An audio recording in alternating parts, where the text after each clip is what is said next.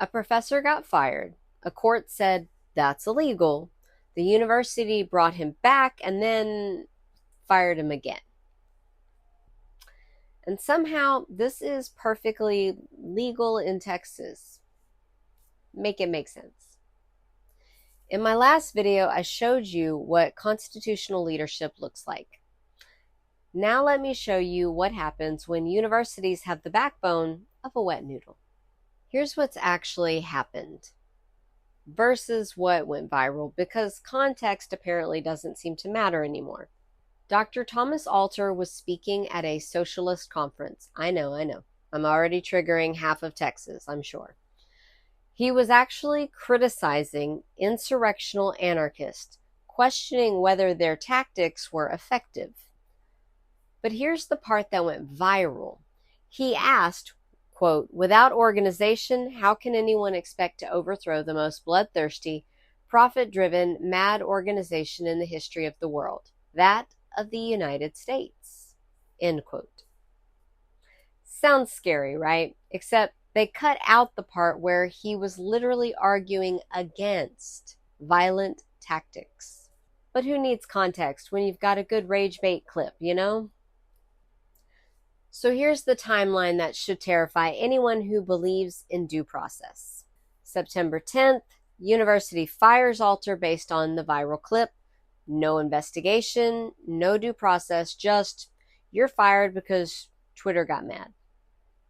September 24th, a judge looks at this mess and says, that's illegal and you can't fire somebody without due process. Orders him reinstated. September 26th, university says, hold my beer, fires him again after a rushed review.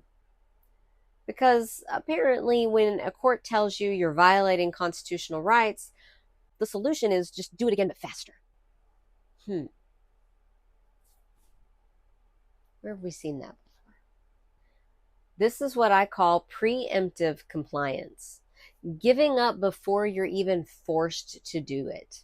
And it's how democratic institutions die.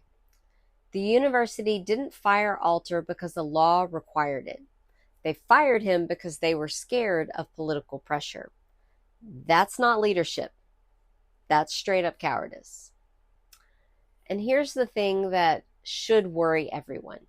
If a tenured professor with legal representation can be fired twice for the same speech, what protection do the rest of us have?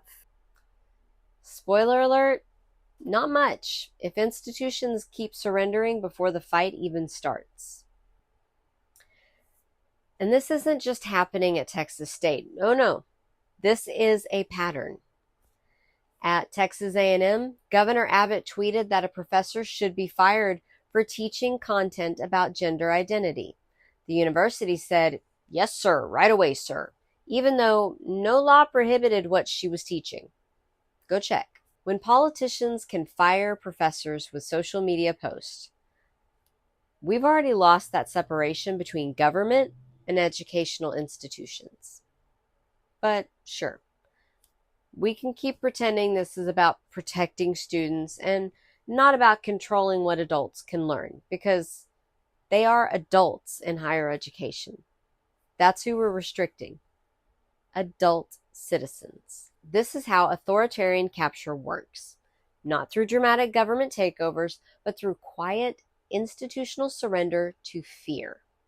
When universities operate out of fear instead of principle, the first casualties are always the most challenging questions and the most vulnerable voices. And once institutions learn that they can just avoid conflict by giving up, they keep giving up. It becomes a habit. That's dangerous for us. But this isn't just random institutional cowardice. Texas has passed laws that systematically attack campus free speech, faculty governance, and course content. This is a coordinated strategy to control what adults can learn from kindergarten through graduate school, and it's working. In my next video, I'm going to show you exactly how this system works and why it should terrify anyone who wants to protect independent thinking.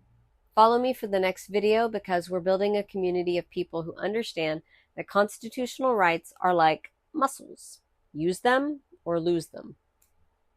And right now, too many institutions are choosing to lose them without a fight. Don't be like them, y'all.